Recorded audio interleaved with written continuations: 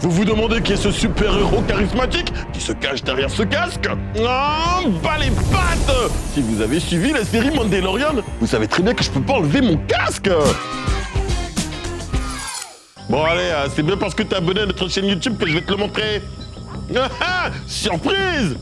À Yakutsk, en Sibérie, un fan de la série de Mandalorian a réalisé avec quelques amis une réplique super réaliste du Razor Crest. Bah oui, le vaisseau du héros. Aya Fyodorov a consacré toutes ses économies pour fabriquer cet engin durant 3 mois. Il a même vendu sa voiture. Et le résultat est très réaliste. Réalisé avec de la fibre de bois, des phares de voiture pour le cockpit, ce vaisseau mesure 14 mètres de long, 10 de large, 4 de haut et pèse 1 tonne. Aya a même le costume du personnage principal fabriqué à l'aide d'une imprimante 3D. Oh!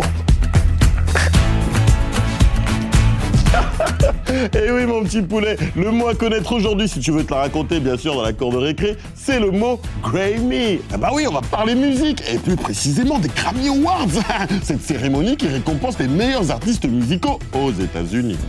Et c'est là que tu me demandes, mon petit poulet, mais qu'est-ce que les Grammy? Bah, ça vient du mot gramophone, d'où le logo des Grammy Awards. C'est un appareil pour écouter de la musique qu'on utilisait il y a plus d'1 siècle. Et autant dire que faire son jogging en écoutant de la musique sur un gramophone, c'est l'activité la plus compliquée au monde. Au final, Beyoncé a été la grande gagnante de cette édition. Elle a décroché 3 récompenses et bat un nouveau record, avec 28 trophées tout au long de sa carrière. Elle devient l'artiste féminine la plus récompensée de l'histoire. Va falloir qu'elle fasse de la place sur la cheminée pour ranger tous ses trophées. Note que du côté de tes chouchous, Dua Lipa a remporté le meilleur album pop vocal et Billie Eilish est repartie avec 4 trophées, dont meilleur enregistrement de l'année. J'aurais pu gagner moi aussi. C'est bizarre, j'ai reçu 3 convocations pour me faire vacciner. Je ne suis pas prioritaire, je suis jeune, et je ne fais pas partie des personnes à risque. Il doit y avoir un bug quelque part. En effet, les débuts de la vaccination ont connu quelques petits ratés chez nous. Il faut dire que vacciner des millions de Belges en quelques mois, ça ne doit pas être facile à mettre en place. Et vous, quelle stratégie auriez-vous mis en place pour éviter les problèmes ? C'est ce que l'on a demandé aux élèves de 5e et 6e de l'école libre de Daigné. C'est souvent des trucs qu'ils ont fermés, des trucs de vaccination, où on vaccine les gens, les centres de vaccination en fait. Et ce qu'ils devraient faire, c'est les ouvrir vraiment tous. Pas envoyer un courrier à toutes les personnes, peut-être savoir qui veut se faire vacciner et tout ça pour pouvoir vacciner les bonnes personnes. On pourrait demander à son médecin de venir ou quoi. Quand on veut le faire, peut-être qu'il y aurait des rendez-vous. Donc du coup, là on est sûr que il y aura quand même beaucoup de monde.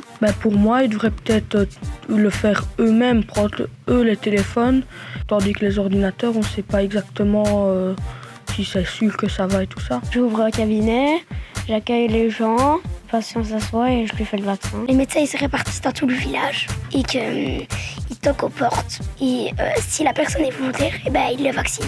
Au lieu des personnes qui se déplacent jusqu'au médecin. Merci pour vos réponses et vos idées sur les stratégies de vaccination qui étaient l'un de nos mots du jour. Mais où est-ce qu'elle est? Je la trouve vraiment pas. Je cherche ma bouée, je dois aller chercher un colis et je n'aimerais pas qu'il m'arrive la même chose qu'à Raoul.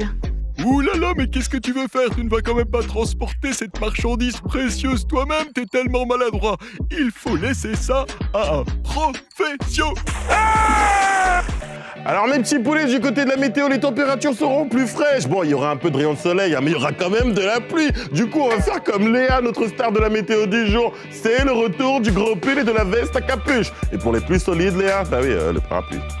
Et voilà, la vidéo vient de se terminer, on est bien, on est prêt à enchaîner une suivante. Ah non, moi j'arrive juste au moment pour dire, est-ce que tu t'es abonné à notre chaîne? Ah non, comment ça, pourquoi? Tout simplement parce que déjà c'est cool, c'est bien de t'abonner à notre chaîne, ça nous donne de la force. Et surtout, parce que ça te permet de ne pas rater une de nos prochaines publications. Oh merci Prési. Non, de rien, c'est normal que je te rappelle quand même. Quand tu t'étais déjà abonné, tu rigolais. C'est comme si j'étais pas là.